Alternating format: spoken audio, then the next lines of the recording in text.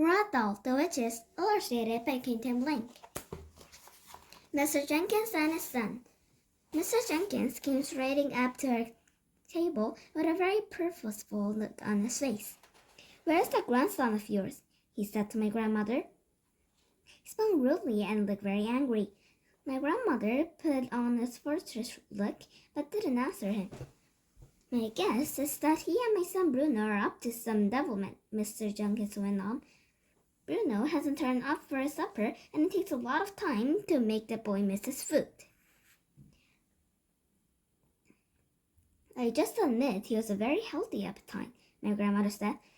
"His feeling is on and on this as well," Mr. Jenkins said. "I don't know who the devil you are, and I don't much care, but you played a nasty trick on me and my wife this afternoon. You put a dirty little mouse on the table. That makes me think all three of you are up to something. So if you know where Bruno is hiding, kindly tell me at once." "That is no trick I played on you," my grandmother said. "That mouse I tried to give you was your own little boy, Bruno. I've been kind to you. I was trying to restore him for the bosom of his family. You refused to take him in." "What the blazes do you mean, madam?" shouted Mr. Jenkins. "My son isn't a mouse." His black mustache was jumping up and down like crazy as he spoke. "Come on, woman, where is he? Go out with it." The family at the table nearest to us had all stopped eating and were staring at Mr. Jenkins. My grandmother sat there puffing away calmly at her black cigar. "I can well understand your anger, Mr. Jenkins," she said. "Another English father would be just as cross as you are. But over in Norway, where I came from, we're quite used of this sort of happenings. We have learned to accept them as part of everyday life." "You must be mad, woman," cried Mr. Jenkins. "Where's Bruno? If you don't tell me at once, I shall summon the police." "Bruno is a mouse," my grandmother said, calm as ever. "He most certainly is not a mouse," shouted Mr. Jenkins. "Oh, yes, I am," Bruno said, poking his head out of the handbag. Mr. Jenkins leaped up 3 feet into the air. "Hello, Dad," Bruno said. He had a silly sort of mousy grin on his face. Mr. Jenkins' mouth dropped open so wide I could see the gold flings on its back teeth. "Don't worry, Dad," Bruno went on. "It's not mad at us all at that. Just so long as the cat doesn't get me." "Bruno," stammered Mr. Jenkins. "No more school," said Bruno, wearing a broad and anxious mouse grin. "No more homework. I shall live in a kitchen cupboard and feast on raisins and honey." But, Bruno," stammered Mr. Jenkins again. "How did this happen? The poor man has no wind left in his face at all." "Witches," my grandmother said. "The witches said it. I can't have a mouse for a son," shrieked Mr. Jenkins. "You've got one," my grandmother said. "Be nice to him, Mr. Jenkins." My grandmother said, "Be nice to him, Mr. Jenkins." "Mr. Jenkins will go crazy," yelled Mr. Jenkins. "She can't stand the things." "She just have to get used to him," my grandmother said. "I hope you don't keep a cat in the house." We do," cried Mr. Jenkins. "Topsy, my wife's favorite creature." "Then you have to get rid of Topsy," my grandmother said. "Your son is more important than your cat." "He certainly is," Bruno shouted from inside the handbag. "You tell Mom she's got to get rid of Topsy before I go home." By now, half of the dining room was watching our little group. Knives and forks and spoons had been put down, and all over the place heads were turning round to stare at Mr. Jenkins as he stood there sputtering and shouting. They couldn't see either Bruno or me, and they were wondering what all the fuss was about. "By the way," my grandmother said, "would you like to know who this is to him?" There was a mischievous little smile on her face, and I could see that she was about to get Mr. Jenkins into trouble. "Who?" he cried. "Who did it?" "That woman over there," my grandmother said. "The small one in a black dress and the head of a long table." "She's RCPCC," cried Mr. Jenkins. "She's a chairwoman." "No, she's not," my grandmother said. "She's the Grand High Witch of all the world." "You mean she did it? The skin a little over there," growled Mr. Jenkins, pointing at her with a long finger. "By gad, I'll have my lawyers under her for this. I'll make her pay through the nose." I wouldn't do anything rash, my grandmother said to him. That woman has magic powers. She might decide to turn you into something even sillier than a mouse. A corgus, perhaps. Turn me into a cartridge, cried Mr. Jenkins, puffing out his chest. I'd like to see her try. He swung around and started machining across the dining room towards the Grand High Witch table. My grandmother and I watched him. Bruno jumped up onto our table and watched him, and was also watching his father. Practically everyone in the dining room was Mr. Jenkins now. I stared where I was, peeping out of my grandmother's handbag. I thought it might be wiser to say put. The triumph. Mr. Jenkins had not gone more than a few passes towards the Grand High Witch table when a piercing scream rose high above all the other noises in the room. In the same moment, I saw the Grand High Witch go shooting up into the air. Now she was standing on a chair, still screaming. Now she was on the tabletop waving her arms. What on earth is happening, Grandma? Wait, my grandmother said. Keep quiet and watch. Suddenly, all the other witches, more than 80 of them, were beginning to scream and jump up out of their seats as the spikes were being stuck into their bottoms. Some were standing on chairs, some were up on the tables, and all of them were wriggling around and waving their arms in the most extraordinary manner. Then all at once, they became quiet. They stopped. Every single witch stood there as stiff and silent as corpse. The whole room became deadly still. They're shrinking, Grandmama, I said. They're shrinking just like I did. I know they are, my grandmother said. It's a mouse maker, I cried. But some of them are growing fur on their faces. Why is it working so quickly, Grandmama? I'll tell you why, my grandmother said.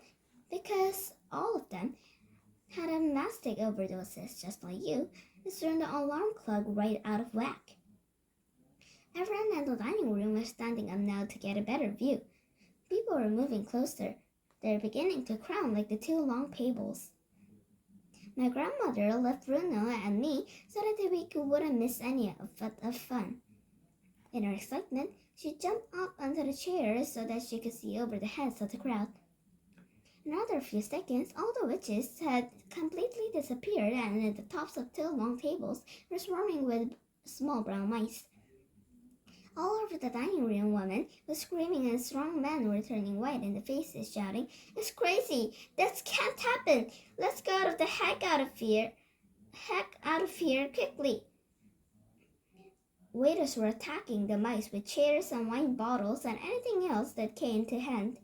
I saw a chief in a tall white hat rushing out of the kitchen, brandishing a frying pan. Another one just behind him was wielding a carving knife above his son, and everyone was yelling, Mice! Mice! Mice! We must get rid of the mice! Only the children in the room were really enjoying it. They all seemed to know instinctively that something good was going on right there in front of them, and they were clapping and cheering and laughing like mad. It's time to go, my grandmother said. Our work is done. She got down of her chair and picked up her handbag and slung it over the arm. She had me in her right hand and Bruno in her left. Bruno, she said, the time has come to restore you to the famous wisdom of your family. My mom's not very crazy about mouse, Bruno said. So I noticed, my grandmother said. She'll just have to get used to you, won't she? It was not difficult to find Mr. and Miss Jenkins. You could hear Miss Jenkins' shrill voice all over the room. Herbert, it was shouting. Herbert, get me out of here. There's mice everywhere. They'll go on my skirts. She had her arms high up around her husband, and from where I seemed to swinging up from his neck. My grandmother advanced upon them and thrust Bruno into Mr. Jenkins' hand. Here's your little boy, he said. He needs just to go on diet. Hi, Dad, Bruno said. Hi, Mom. Miss Jenkins screamed even louder. My grandmother, with me in her hand, turned and marched out of the room. She went straight across the hotel lobby and out through the front entrance into the open air. Outside, it was a lovely warm evening as I could hear the waves breaking onto the beach just across the road from the hotel. "Is there a taxi here?" my grandmother said to the tall doorman in his green uniform. "Certainly, madam," he said. Then he put 2 fingers into his mouth and blew a long, shrill whistle. I watched him with envy. For weeks I've been trying to whistle like that, but I hadn't succeeded one. Now I never would. The taxi came. The driver was an oldest man with a thick, light-dropping mustache. The mustache hung over his mouth like the roots of some plant. Weather, madam?" he asked. Suddenly he caught sight of me, a little mouse, nestling in grandmother's hand. "Blimey!" he said. "What's that?" "It's my grandson," my grandmother said. "Drive us to the station, please. I always love my mice." The old taxi driver said, "I used to give hundreds of them when I was a boy. Mice is the fastest breeders in the world. Did you know that, madam? So this is your grandson? Then I reckon you'll be having few great-grandsons to go with him in a couple of weeks' time." "Drive us to the station, please," my grandmother said, looking prim. "Yes, madam," she said, "right away." My grandmother got into the back of the taxi seat and sat down and put me on her lap. "Yes," she answered, "back to Norway." "Hooray!" I cried. "Oh, hooray, hooray, hooray!" "I done you like that," she said. "But what about our luggage?" "Who cares about luggage?" she said. The taxi was driving through the streets of Bournemouth, and this was the time of day when the pavements were crowded with holidaymakers, all wandering about aimlessly with nothing to do. "How are you feeling, my darling?" my grandmother said. "Fine," I said. "Quite marvelous." She began stroking the fur off her back and my neck with one finger. "We have accomplished a great feat today," she said. "It's been terrific," I said. "Absolutely terrific." The heart of the mouse. It is lovely to be back in Norway once again in my grandmother's fine old house. But now that I saw small, everything looked different, and it took me quite a while to find my way around. Mine was a world of carpets and table legs and chair legs and a little crannies behind large pieces of furniture. A closed door could be not opened and nothing could be reached without a on the table. For after a few days, my grandmother began to invent gadgets for me in order to make life a bit easier. She got a carpenter to put together a number of slim, tall step ladders, and she placed one of these against each table in the house so that I can climb whenever I wanted to. She herself invented a wonderful door-opening device that made of wires and springs and pulleys with heavy weights dangling on a horse, and soon every door in the house had a door opener in it. All I had to do was to press my front paws onto a tiny wooden platform, and hey presto, a spring was stretched and a weight would drop, and the door would swing open. Next, she bring up an equally ingenious system whereby I could switch off the light whenever I entered the room at night. I cannot explain how it worked because I know nothing about electricity, but there was a little button led me to the floor near the door in every room in the house. And when I pressed the button gently with one paw, the light would come on. When I pressed it a second time, the light would go up again. My grandmother made me a tiny toothbrush using a matchstick for the handle, and to this stuck out little bits of bristle that she had nibbled off one of her hairbrushes. "You must not get any holes in your teeth," she said. "I can take a mouse to a dentist. He'll think I'm crazy." "It's funny," I said, "but ever since I became a mouse, I've hated the taste of sweets and chocolate, so I don't think I'll get any holes." "You're still going to brush your teeth after every meal," my grandmother said, and I did. For a bathtub, she gave me a silver sugar basin, and I bathed in it every night before going to bed. She allowed no one else into the house, not even a servant or a cook. We kept entirely to ourselves, and we were very happy in each other's company. One evening, As I lay on my grandmother's lap in front of the fire, she said to me, I wonder what happened of the little Bruno. I wouldn't be surprised if his father gave him to the helper and drowned in the fire bucket, I answered. I'm afraid you might be right, my grandmother said. The poor little thing. We were silent for a few minutes, my grandmother puffing away at a black cigarette when I thus comforted Evelyn in the room. Can I ask you something, Grandma? I said. Ask me anything you like, my darling. How long does a mouse live? Ah, she said. I've been waiting for you to ask me that. There was a silence. She sat there, smoking away, gazing at the fire. Well, I said, how long do we live as mice? I have been reading about mice, she said. I've been trying to find out everything I can about them. Go on then, Grandmama. Why don't you tell me? If you really want to know, she said. I'm afraid a mouse doesn't live for a very long time. How long? I asked. Well, an ordinary mouse only lives for about 3 years, she said. But you're not an ordinary mouse. You're a mouse person, and that is a very different matter. How different? I asked. How long does a mouse person live, Grandma? Longer, he said. Much longer. A mouse person will almost certainly live for 3 times as long as ordinary mouse, my grandmother said. About 9 years. Good, I cried. That's great. It's the best news I ever had. Why do you say that? She asked, surprised. Because I would never want to live longer than you, I said. I couldn't stand being looked after by anybody else. There's a short silence. She had a way of fondling me behind the ears and the tip of one finger. It felt lovely. How old are you, Grandmama? I asked. I'm 86, she said. Would you live another 8 or 9 years? I might, she said, with a bit of luck. You've got to, I said, because by then I'll be a very old mouse and you'll be a very old grandmother, and soon after we'll both die together. That'll be perfect, she said. I had a little doze after that. I just dropped my eyes and thought of nothing and felt at peace with the world. Would you like me to tell something about yourself that is very interesting? My grandmother said. Yes, please, Grandmama, I said. Without opening my eyes, I couldn't believe it at first, but apparently it's quite true, she said. What is it? I asked. The heart of a mouse, she said.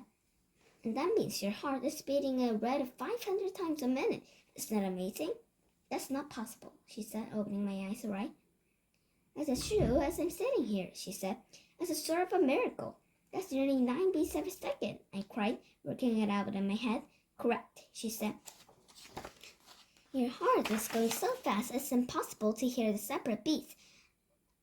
All one hears is a soft humming sound. She was wearing a lace dress, and the lace kept ticking in my nose. I had to rest my hand on my front paws. Have you ever heard my heart humming away, Grandma? I asked her. Often, she said. I hear when you're lying very close to me on the pillow at night.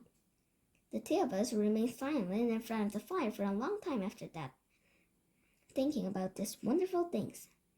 My darling, she said at last, are you sure you don't mind being a mouse for the rest of your life? I don't mind at all, I said.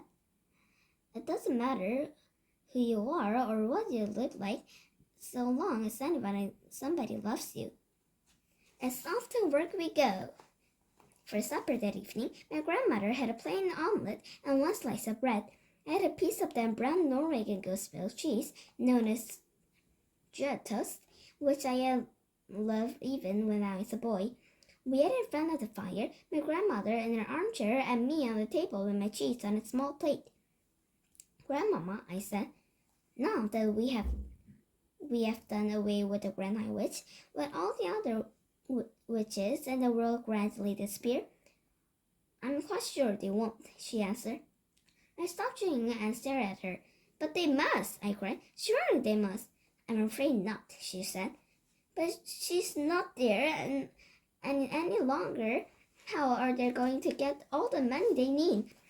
And who is going to give them orders and dress them up at the annual meetings and invent all their magic formulas for them? When a queen bee dies, there's always another queen in the hive ready to take her place, my grandmother said. It's the same with witches.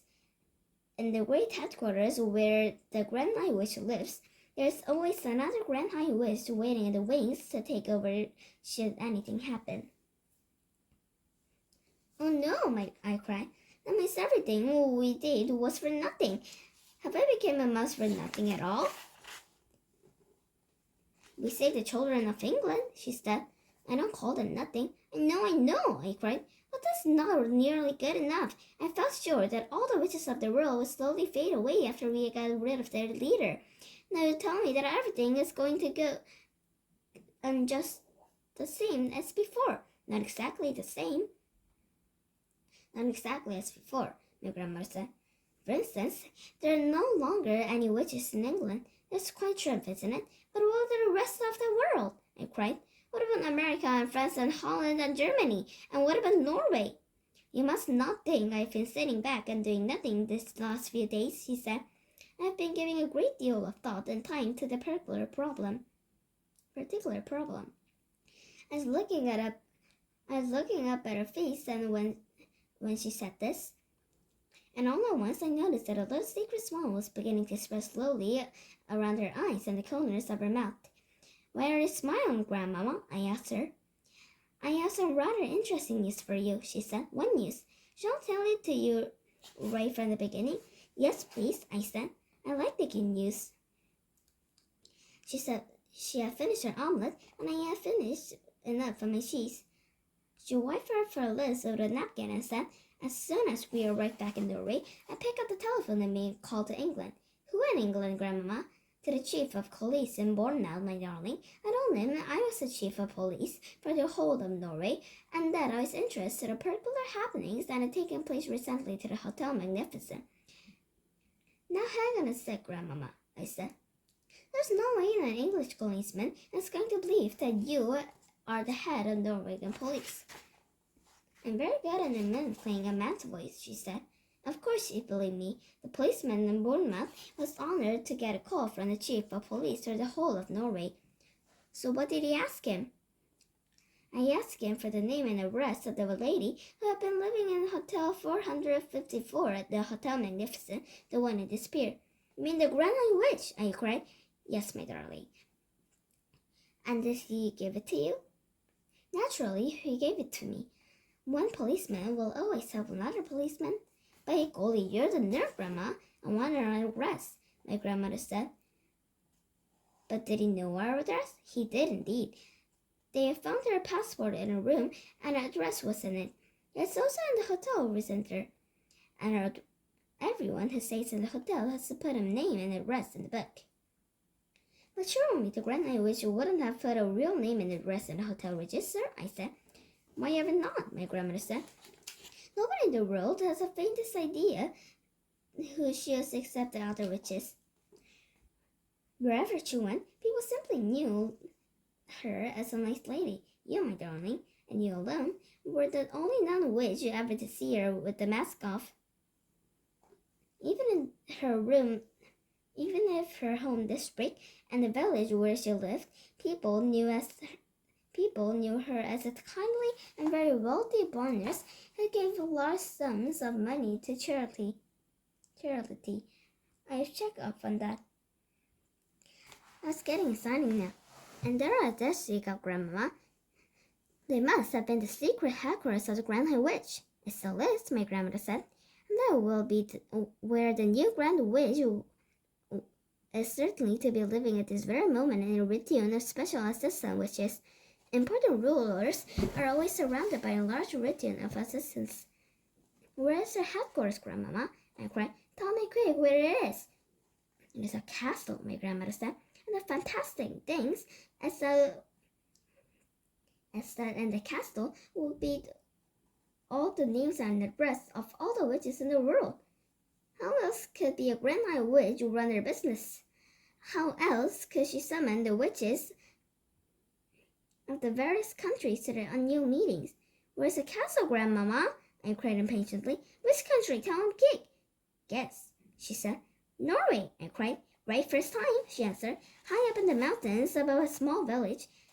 This was thrilling news. They did a little dance of excitement at the tabletop. The grandmother was getting pretty work of herself, and now she heaved herself out of her chair and began pacing up and down the room, thumping the carpet with a stick. So we have work to do, you and I, she cried out. We have a great task ahead of us. Thank heavens you're a mouse. A mouse can go anywhere. All you have to do is put it down somewhere near the Grand High Witch Castle, and you will very easily be able to get inside it and creep around looking and listening to your heart's content. Oh, well, I will, I answered. No one will ever see me moving around in a big castle while we try and child's play compared with going into the crowded kitchen full of cooks and waiters. You could spend days in there if necessary, my grandmother cried. In her excitement, she was waving her stick all over the place, and suddenly she knocked over a tall and very beautiful vase, went crashing off to the floor and smashed into a million pieces. Forget it, she said. It's only mean. You could spend weeks at the castle if you wanted to get and then never know you were there. I myself would get a room in the village, and you could sneak out of the castle and have supper with me every night and tell me what is going on. I could, I cried out. And inside the castle, I could go snooping around simply everywhere. But your main job, of course, my grandmother said, would be to destroy every witch in the place. There really would by the end of the whole organization. Me destroy them? I cried. How could I do that? Can't you guess? She said. Tell me, I said. Mouse maker, my grandmother said. Formula 86 delay action mouse maker all over again. You will feed it to everyone at the castle by putting drops of it into their food. You do remember the recipe, don't you? Every bit of it, I said. You mean we're going to make it ourselves? Why not? She cried. If they can make it, so can we. It's just a question of knowing what's going in. Who's going to climb up the tall trees to get Grin's eggs? I asked her. I will, she cried. I'll do it myself. There's plenty of life in this old dog yet. I think I'd better do that part of it, Grandma. You might come and crop her. Those are details, she cried, waving her stick again. We shall let nothing stand in her way. And what happens after that? I asked her. After a new Grand High Witch and everyone else in the castle had been turned into mice. Then the castle will be completely empty, and I shall come and join you and... Wait! I cried. Hold on, Grandma. I've just had a nasty thought. What nasty thought? She said. When the mouse maker turned me into a mouse, I said, I didn't become just any old ordinary mouse that you catch in mouse traps. I became a talking, thinking, intelligent mouse person who didn't go near the mouse trap. My grandmother stepped down in her tracks. She already knew what was coming next. Therefore, I went on, if you use a mice maker to turn the new Grand High Witch and all the other witches in the castle into mice, the whole place will be witches, and the cat is swarming with very clever, very nasty, very dangerous talking, thinking mouse witches. They'll all be witches in mouse clothing, and that, I added, could be very horrible indeed. By golly, you're right, she said. That never occurred to me. I couldn't possibly take on a castle full of mouse witches, I said. Nor could I, she said. They have been got rid of, chopped up into little pieces exactly as they're in the Hotel Magnificent. I'm not doing that, I said. I couldn't anyway. I doesn't think you could either, Grandmama. And mousetraps wouldn't be the soundless use, by the way, I added. The Grand High Witch did me and was wrong about mousetraps, wasn't she? Yes, my grandmother said impatiently. But I'm not concerned with the Grand High Witch. She's been chopped up long ago by the hotel chief. It's the new Grand High Witch we've got to deal with now. The High Witch is bad enough when she's disguised as a lady, but just think of what she could look if she were a mouse. She could go anywhere. I've got it, I shouted, leaping a foot in the air. I've got the answer. Tell me, my grandmother snapped. The answer is cats, I shouted. Bring on the cat. My grandmother stared at me, then great grins spread over her face and shouted, It's brilliant, absolutely brilliant. Shove half a dozen cats into the castle, I cried. And they'll kill every mouse in the palace in 5 minutes. I don't care how clever they are. You're a magician, my grandmother shouted, starting to wave her stick about once again. Looking out for the vases, Grandmama. Do heck with the vases, she shouted. I'm so thrilled I didn't care if it's break the lot. Just one thing, I said. You've got to make absolutely sure I am well for the way myself before you put the cats in. That's a promise, she said.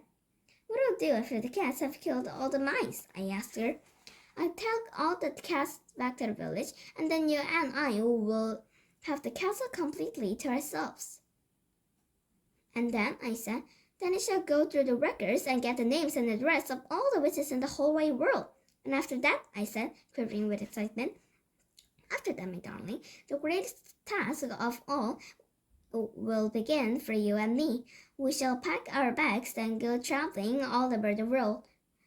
And every country we visit, we shall seek out the houses where the witches are living. We shall find each house one by one, and having found it, you will creep inside and leave your little drops of deadly mouse maker in the bread, or the cornflakes, or the rice pudding, or whatever food you see lying about. It'll be a triumph, my darling, a close and unbeatable triumph. We shall do it entirely by ourselves, just you and me. That will be our work for the rest of our lives. My grandmother picked me up off the table and kissed me on the nose. Oh my goodness me!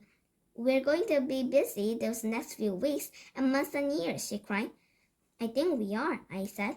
But what fun and excitement it's going to be! You can say that again, my grandmother cried, giving me another kiss. I can't wait to get started. This is the last episode of The Witches by Dahl.